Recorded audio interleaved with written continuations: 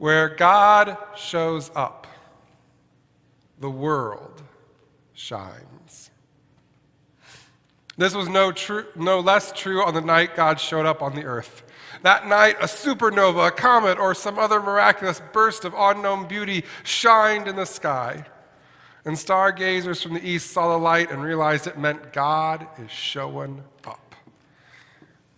Now, you never hear about these astrologers on Christmas Eve if you've come to those services. And the reason you know is pretty simple. They weren't there that night, right? In fact, 8 days later, when we celebrate on New Year's Eve, when Jesus was taken up to Jerusalem to be named and circumcised, the wise men still hadn't shown up. But here they are at last, having traveled hundreds of miles, they finally arrived. When the angel to the shepherds that night said that Jesus is good news of great joy for all people, today is our proof that when the angel said all, the angel meant all. Including those who don't look like us, who don't dress like us, who don't act like us. Including those who aren't from around here, who can't speak English, who don't worship the same as us. When God shows up, it's good news for astrologers. It's good news for Hindus and Muslims, Baha'i and atheists. Well, that's an important thought, I think. One I don't think we wrestle with enough. In the parables, Jesus never says, and the Christians went to heaven while the heathens went to hell. Right? C.S. Lewis in the Chronicles of Narnia takes this truth about God's grace seriously. In the final book, as the crew arrives in Narnian heaven, they find a man there that's crying. He's crying because he realized that what he believed doesn't match what's happening all around him right now, and he's afraid of what that's going to mean. But Aslan the lion comes up to him and says, all the good you did in someone else's name, I accept as you having done that in my own name. It makes no difference whether or not he believed in Aslan. He was welcomed by God's grace. Because where God shows up, the world shines, regardless of who is present at that moment. Though what seems really important to me in this story isn't necessarily the wise men, these foreigners, these people who don't even worship the same God showing up. What seems really important to me is Herod. Because Herod reminds us that it is not all good news where God shows up. I mean, we often talk about Jesus, how Jesus didn't show up in a castle, right? He showed up in a barn. He didn't show up among the rich and the wealthy. He showed up in this unexpected barn place. But I think that looks past the real truth we need to face. Because it's not really whether Jesus showed up among the rich or the poor. It's that Jesus didn't show up in a world where everything was already perfect. Jesus didn't show up as a white vet in America in 1952. Jesus showed up where things weren't good, where there were problems. And by the end of the story, it's clear how bad things are. The wise men fleeing back to home. Mary, Joseph, and Jesus on the run, and Rachel is weeping because her children are no more. Where God shows up are the places where light is needed. I was talking with a woman named Darlene this week. She's someone we have been helping here at Mount Zion through our Good Samaritan Fund. By the way, Our Good Samaritan Fund is our mission of the month, if you don't know what it is. This fund is used to help people when they are in need, whether it's rental assistance or help paying utility bills or anything really that TOSA Cares can't provide. This fund helps us here at Mount Zion step in and provide aid. Right now, our Good Samaritan Fund has less than $2,000 in it, which is really the lowest it's been since I've been pastor here, because we've been having the opportunity to share with a lot of people who have come in need to this church. And so by some miracle, I just want to tell you, it's our mission of the month. And it's wonderful that we have this fund, because sometimes people have some real emergencies. Darlene called me last week to tell me that her nephew had been shot and killed. It was a drive-by shooting in Milwaukee on December 19th. You can find the news article about it. At this point, they still haven't been able to have the funeral because they can't afford one, and for some reason they can't get the insurance money. I didn't know what to say when she told me about this tragedy. A 23-year-old man gone in the blink of an eye. It makes no sense. And then I started to think about the world Jesus showed up into. I started to think about Rachel weeping for her children as Darlene poured out the level of hopelessness a tragedy like this creates. And I gotta wonder sometimes why Jesus didn't just give up before he even started. I mean, look at this world.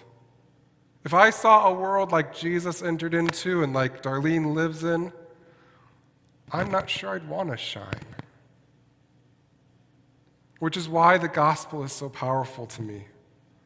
The whole gospel story that we are going to encounter throughout this year as we walk through Matthew is one of Jesus showing up in places where hearts are broken and coming into those moments and helping make the world shine again. I mean, how did Jesus take a world ruled by Herods and drive-by shooters and make it one defined by love and joy and laughter?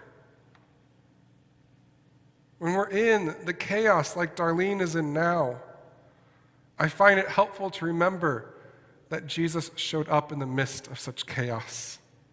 That the good news of great joy showed up when the world needed light. And you know, as I was talking to Darlene about the world that Jesus showed up into, she told me that simply remembering that God's light shines even in the most chaotic moments helped brighten her soul. On Christmas Eve, we had a surprise visitor to our family service, if you happen to hear about that. The Grinch showed up, and he did not shine. Actually, he stole the show. I mean, he even stole the nativity off the altar. I mean, come on. The kids, they wanted me to kick the Grinch out of church. But then we remembered what the angel said. I bring good news of great joy for all people. And I asked the kids a simple question. Do you think Christmas is for the Grinch as well? And they said, yeah. And then they had been so caught up in their dislike and hatred for the Grinch, they'd never thought that Christmas was the place where God welcomes the Grinch. And in the end, we all welcomed the Grinch into church. However, in the congregation, I saw some faces that weren't quite sure about that. They seemed a bit unsettled by this message. Because, I mean, the Grinch got away with stealing a whole lot, and no one made him pay for his crimes. Shouldn't he have had to return the stolen goods first before he was allowed to be part of our community? Shouldn't he have had to make amends before he was given the good news? And I will say, I do wonder about this myself, honestly. But the kids, if you had been there, you would have seen how fast they jumped from punish to welcome. And it was a miracle. Suddenly, all the hate and fear was gone, and they were shouting for joy, welcoming the guy they had just wanted to kick out a minute ago. Can forgiveness really be that simple? Is that really what Christmas is all about, Charlie Brown? When I say when God shows up, where God shows up, the world shines, it's things like that I'm talking about. I mean, yeah, we all know it was a ruse, right? Like I had a planned children's message. I obviously planned the whole thing out. But I don't have the power to change hearts from hate. What happened inside those kids that moment they moved from terror to joy wasn't something I made them do. I set up the chance for it to happen, but honestly, I went in the whole time unsure how things were going to play out. I was completely dependent upon the response of these kids. When suddenly all those kids were shining with light, and the Grinch began to shine too, and they started welcoming the Grinch into the space instead of throwing hate at him, for me, that was God showing up. I think about all the ways we're told not to shine in this world. We have Herods like Putin trying to keep the world filled with chaos. We have whatever was going on in the House of Representatives this past week that just, instead of, I don't know what we were doing, but it wasn't shining. But more importantly, even in our own lives, we're told to withhold our light from the Putins and the politicians of this world. We're told that we're told to hide criminals in the shadows. We're told to put bullies in the reject corner. We're told that everyone else should be under the thumb of judgment, to constantly be putting people in the shadows. But Jesus didn't say, I am the judge of the world. Jesus said, I am the light of the world. Jesus didn't come to place everyone under the thumb of judgment, but under the light of forgiveness. Not to count everyone's sins, but to brighten everyone's lives. Because that's what the good news does, right? It makes the world shine. I know the Grinch, it was a setup. But can you imagine a world where people turn from exclusion to welcome like those kids did?